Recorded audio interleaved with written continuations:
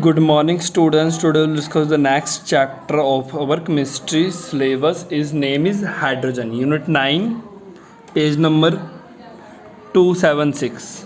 Chapter name is hydrogen. Firstly, we should discuss about the introduction of this chapter. Before starting the topic, students मैं आपको एक चीज़ clear कर देता हूँ. ये चैप्टर बेटा काफ़ी ईजी आप कह सकते हो, ईजी चैप्टर है. ठीक है बच्चे, मैक्सिमम नंबर आप ले सकते हो इस चैप्टर में से. इजी इस करके इसमें से सीधा कंसेप्चुअल, सीधा डायरेक्ट क्वेश्चन आता है, कंसेप्चुअल क्वेश्चन आता है एक इस चैप्टर में से एक. नेक्स्ट जो आप पढ़ोगे पी ब्लॉक एलिमेंट. ठीक है बच्चे, पहले देखो hydrogen is the most abundant element है बेटा इस यूनिवर्स में. ठीक है बच्चे, सबसे पहले देखो मोस्ट अबंडेंट एलिमेंट है और third most abundant on the surface of globe. अगर ग्लोब में देखेंगे तो थर्ड मोस्ट. ठीक है बच्चा, it being visualised as the major future source of energy. और इसे जो साथ में बेटा एक major future source of energy के तौर पे भी देखा जा रहा है. मींस कि जैसे अभी हम सीएनजी यूज़ करते हैं, एलपीजी यूज़ करते हैं, एक साइंटिस्ट इस काम कर रही है कि किसी तरह हाइड्रोजन को इस तरह एफिशिएंट बनाया जाए कि इसे भी as a source of energy use किया जा सके.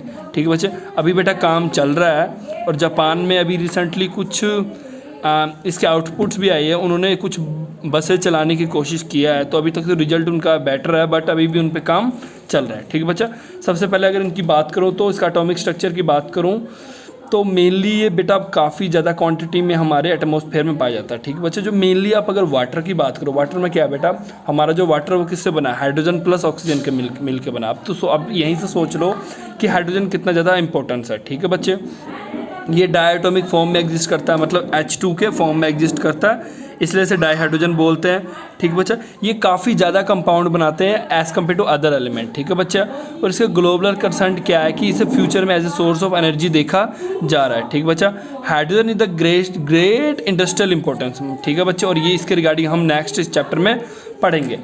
इसका जो फर्स्ट अगर हम टॉपिक की बात करेंगे बच्चे, तो इसका टॉपिक ये है कि position of hydrogen in periodic table. सबसे पहले क्या है बेटा, हाइड्रोजन क्या है, फर्स्ट एलिमेंट किसका, पीरियोडिक टेबल का. ठीक है बच्चा, तो अगर आप ध्यान से देखोगे तो आप एक चीज़ गौर करोगे कि हाइड्रोजन की जो बेटा प्रॉपर्टी होती है वो दो चीज़ से मैच करता है. एक तो बेटा अल्कली मेटल के साथ, क्योंकि बच्चे इसके जो वैलेंस सेल में बेटा एक इलेक्ट्रॉन प्रेजेंट है, और दूसरा क्या है कि इसका नोबल इसका बेटा हैलोजन से भी मैच करता है. क्यों बेटा, कि इसको सिर्फ एक इलेक्ट्रॉन चाहिए अपना डबलेट कंप्लीट करने के लिए. मतलब अगर ये हैलोजन जैसा बनना चाहता है तो इससे सिर्फ एक इलेक्ट्रॉन चाहिए, और अगर ये बेटा एक इलेक्ट्रॉन चाहिए हैलोजन जैसा बनने के लिए.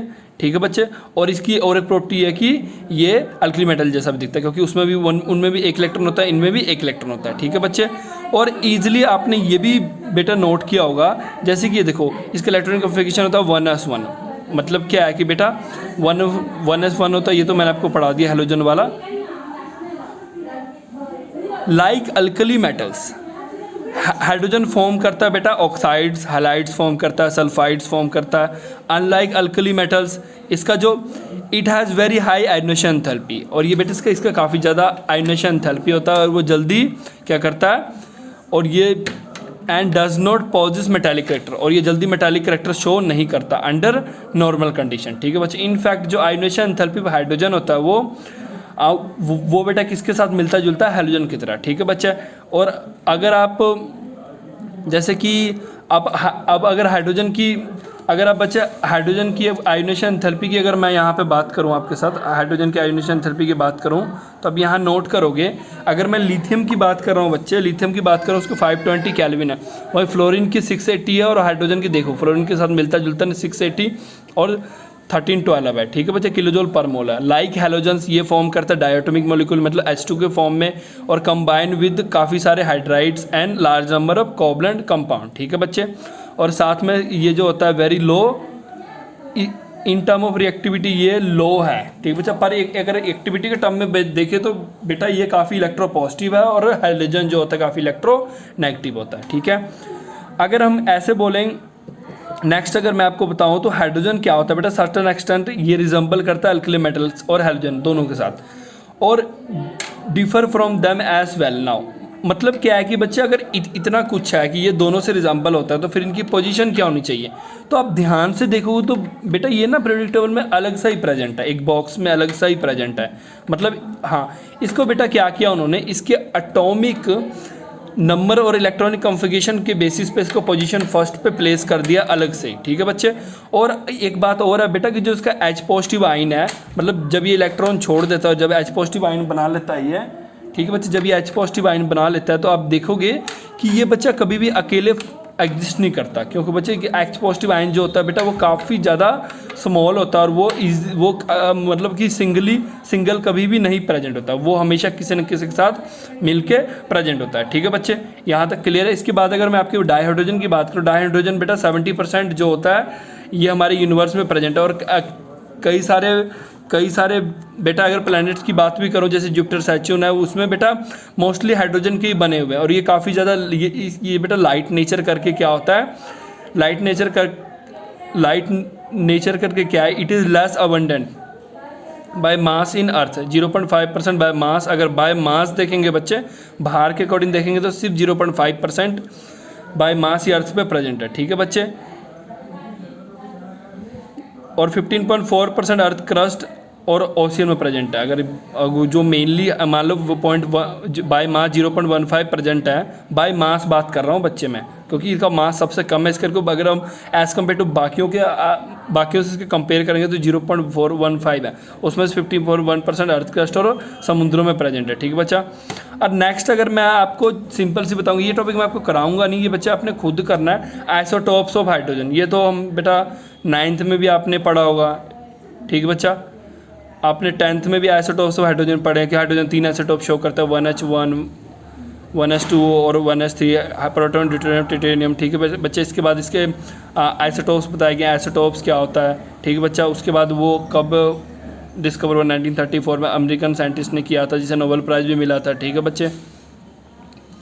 तो ये बच्चे आपने खुद पढ़ना है ये वाला सारा टॉपिक, तो ये कोई टफ नहीं है, ईजी है, ईजी टॉपिक है। इसके बाद बेटा जो मैं नेक्स्ट जो मैं आपको पढ़ाऊँगा वो क्या है बच्चे,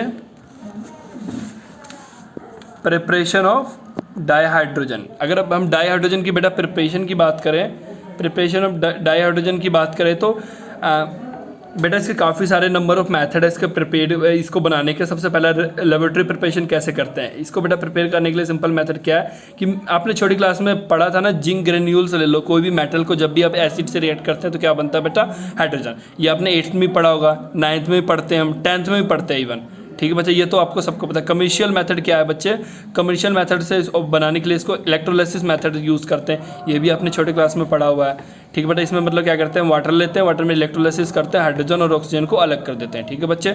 इससे क्या होता है बेटा, 99.95 प्योरिटी डाईहाइड्रोजन हमें मिलता है, ठीक है बच्चे। और ये it is obtain as a by product, ठीक है बच्चा, बाय प्रोडक्ट मिलता है ये उस रिएक्शन में, ठीक है बच्चा। It is obtain by product of sodium hydroxide और क्लोरीन, सोडियम हाइड्रोक्साइड और क्लोरीन को जब रिएक्ट करते हैं तो एज ए बाय प्रोडक्ट हमें ये मिलता है, ठीक है बच्चा, ठीक है बच्चों। तो इसके बाद इसकी अगर फोर्थ पॉइंट की बात करें हम, रिएक्टर, फोर्थ पॉइंट क्या है, अगर मैं फोर्थ पॉइंट की बात करूं, reactor of steam on hydrocarbon Coke high temperature, ये क्या बोल रहा है, रिएक्टर और स्टीम ऑफ हाइड्रोकार्बन और कोक एट हाई टेम्परेचर पर, जब भी वो हम हाई टेम्परेचर पर उसे रखते हैं या जलाते हैं तो क्या बनता है बच्चे, in the presence of catalyst हमें ईल्ड मतलब प्रोडक्ट